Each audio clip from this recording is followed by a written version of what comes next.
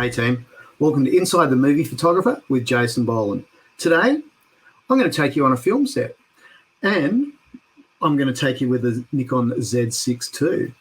Now, I've only been out of quarantine for a couple of days, and in fact, I was only out of quarantine for one day when I went straight to a film set because I wanted to test this out before I went on my new film this week. Now, I have to say, first impressions are pretty stellar. I was lucky enough that one of my friends who's a producer was making a little small film, and they said, hey, come along, test it out. We'll give you a few frames and you can show everyone how your camera's working. So it was super ultra low light, so low light, it was to the point that when I turned up, I thought, you know what, I'm going to get nothing here. It's absolutely pointless. I might as well leave. But you should never leave a film set because you never know what you're going to get. Now, I delivered quite a lot of frames.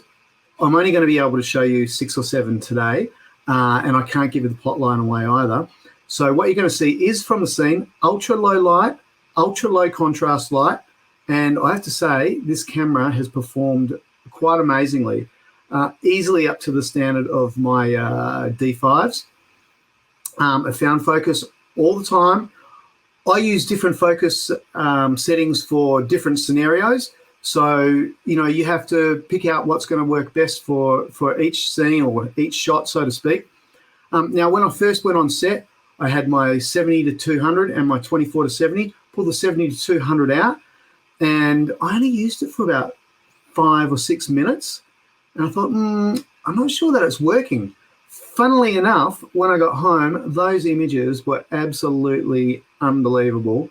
And although I loved playing with my primes and my 24-70, the 70-200 handled it extremely well in that low light. These are all S lenses, 2.8s, and the primes 1.8s. I've said it a million times. This glass is phenomenal. I know that the flange depth is closer.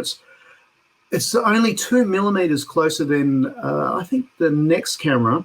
And someone was pointing out only. Now, only is actually quite a lot because I worked it out, and it's about 12%. And the mount itself is about 19% larger. So as much as it doesn't sound much, as in 2 millimeters, it actually is quite a lot. So we're going to hook into some photos and we're going to talk through them now. Like I said, love this camera. The buffer on high is amazing. Now that's what I'm finding a lot.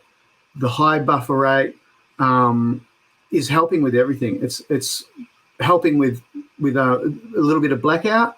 So I can shoot the 12, 14 frames a second, and I can follow the action much, much easier than what I could on the Z6. The low light capabilities, I'm getting a stop out of it. My next video actually is as a hockey dad, and it's all action. It's hockey players skating as hard as they can towards me. You're going to love it. I'm sorry I can't share the normal stuff that I would share, but we're very lucky that the producers allowed us to even have some images before the film was released. And it's only to share with you guys to show the capabilities of this Z6II. Okay, here we go. Put my old glasses on. Now I can see. Okay, well, here we go. So now everything I shot at 6400 ISO. Honestly, it was the darkest set that I've ever seen. The only light I was getting was from the practicals, which was behind, and there was a couple to the side. A little bit of light through the windows, but they were flickering on and off, so I had to time my shots for that. Now, this is shot with my 85mm at f2, 1/60th of a second, and it's just, honestly, this S glass is the sharpest glass I've ever used. The thing about I love too is, especially the 1/8, is that it hasn't got a massive front element, so the lenses are able to be quite thin, which means that you're not getting flare or not getting anywhere near as much flare. Now, for me, this is a great thing because I'm constantly shooting into lights, and you guys might be as well. I mean, like I've said before, I do love a dirty lens, but there's times when I don't want flare. And the S-Class with the elements, the way that they are configured, really is quite amazing. And Further on to what we're talking about, the flange depth and the mount on the Z system, because the flange depth is shorter, and that's the rear element to the sensor, it means that the light has less to bend, or has to bend less. So it is giving you a different look. I would say a better quality. I like the contrast. I like the sharpness. They are distinct lens. And I would hesitate to say I've probably bought my last DSLR lens and my last F-mount, and I am going to be a purist of Z-mount S lenses. So watch this space. But you know how much I love Nikon, but I will be investing everything I can in it. Now, here's another one with the 85. I mean, like, it's just so sharp. It's really, really beautiful. This is my mate Linky Lewis, great Australian actor. Really quite something else. And here we get into the 24 to 70 f2.8.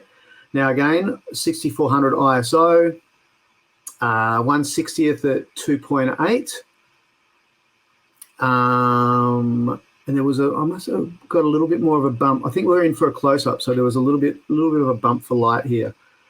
But again, I mean, the quality is just amazing. And, the blacks are black at 6400 ISO. It really is something else. Another one of Linky, the same exposure, same data. And you can see, in the background, the practical light is not on so bright. So, that's an in-between flicker. Now we come in to this. Oh, my gosh. Our actress, Lauren, she is absolutely amazing to photograph. The camera just loves her. And our DP, Andrew Condor, he does beautiful, beautiful light. And as you can see here, it's just stroking the cheekbones. And the detail in it is really astounding. And, our director, Chris Sun, as you can see there on the slate, he gave me some great images this day. So the data with this one is 1/60th at 2.2 on the 85mm prime. And I don't need to say anymore. You can see it as well as I can right there. It is really just amazing. Now, this is on my 24 to 70, and this was an 80th at 2.8. Again, absolutely crisp, pin sharp. Just everything about the look in this is incredible. I mean, look at the blacks there to the left. There's hardly any noise here at 6400 ISO. I mean, nothing that would concern me in any way, shape or form. And this is probably some of the first set shots that have come from a Z6II. I know there's a lot of my guys and my friends that are using them, but it's hard for us to get images released. And I was just really lucky that I had some producer friends that were doing this film, as I said, and allowed me to release a few. This gives you an idea. This is, there's flare there, but that torch is shooting straight at me. This is the 24 to 70.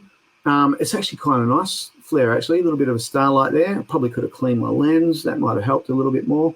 But, as far as behind the scenes shots goes, it's a pretty good one. And I think you get a bit of an idea of what's going to happen in this movie. It's a bit scary, to tell you the truth. So here we go, back to Linky, 85mm, 6400 ISO. Just this lens is just unbelievable. I had this set on the wide area human and autofocus, and it's really good for just pulling a little section apart so it doesn't get confused on any other areas. And I'm pretty sure I used it on everything this day, just so that you could, get the right spots. There's use for every focus mode on the Z6II. I love it. Like I said, again, the buffer is amazing. On high, I'm getting, 12 seconds of buffer, well over 100 frames. That's high star. On just high normal, I couldn't feel the buffer. And it really makes a difference for everything. Now, great actor, Linky. And this one actually was 1.8. I think I said f2, but it is actually 1.8. So there you go. There's a Z6II on a film set, not for the first time on a film set. Oh, it may well have actually, because I was quite speedy, but these are quite possibly the first series of images from a film set. So for all you guys that are interested in it, I hope you get an idea of just how good this is, from the low light capabilities. As I say, Nikon can see in the dark like a cat full of carrots. The autofocus is awesome in this low light, low contrast light. I know it doesn't look like it is there, but it really is. That's very low contrast, this image, and there's some highlight there. That's pretty low light contrast. There's contrast there. That one definitely isn't. This one definitely isn't. So there you have it. Nikon Z6 on a film set. So I hope you guys enjoyed it. I hope you learned something or actually got something out of it. And I hope that I was able to show you a few things that the Z6II is capable of. I have to say I was going to keep my two Z6s, and I was going to run them alongside my 6.2s, but I have to say I will most likely get some more Z6IIs. It really has made a difference to my on-set photography. My next video, though, I'm a hockey dad, and I'm testing out the action capabilities, and I was pleasantly surprised to the point that I put my D5 down, and after about 10 minutes, 5 or 10 minutes, and the rest of the day I shot with just my Z6II. I used the wide area focus. Probably could have used the small, but I used the large. And there's some big surprises for me, especially when I was cropping in. Now, I've been shooting hockey for a long, long time, and I can tell a difference big time. But I'm not going to tell you anymore. You'll have to tune in next time. So if you can, subscribe and do the bell so you get notified for the Hockey Dad video. I'm sure it's going to be quite funny. And leave any comments down below, any questions as well. And thanks for watching, team. I'll speak to you soon. Cheers.